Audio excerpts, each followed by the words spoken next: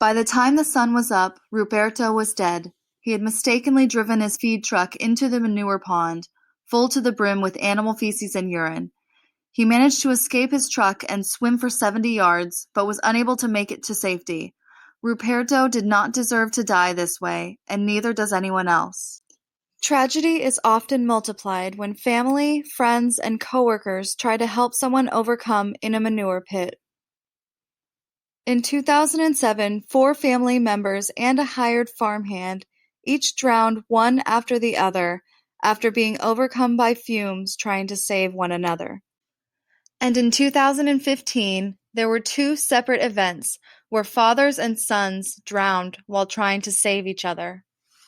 So what makes these manure lagoons so fatally toxic? Primarily composed of feces and urine, manure lagoons at CAFOs also contain microbial pathogens, pharmaceuticals, ammonium, nitrogen, phosphorus, hormones, pesticides, animal carcasses, and heavy metals. These hideous pieces of architecture also release hydrogen sulfide, methane, ammonia, and carbon dioxide into the environment.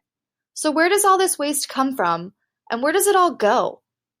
The waste falls through the floors.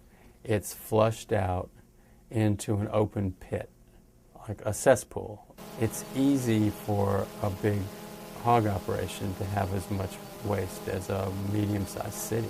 Of course, the pit will fill up, so it has to be emptied, and they're emptied by spraying the liquid waste. Yes, you heard that right. If you're familiar with a garden sprayer, they're gigantic versions of that. So they're making droplets, fine mists out of this liquid waste, and that can drift downwind into be called environmental racism or environmental injustice, that people of color, low-income people, bear the brunt of these practices. This is where they spray animal waste on us. This is about 8 feet from my mother's house. What is it like when the mist is? It's like, you think it's raining?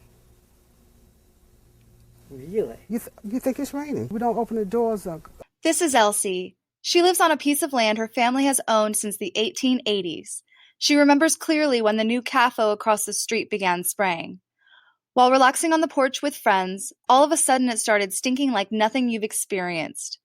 She says after that, it was all day, every day, and that it began to feel like living in a prison.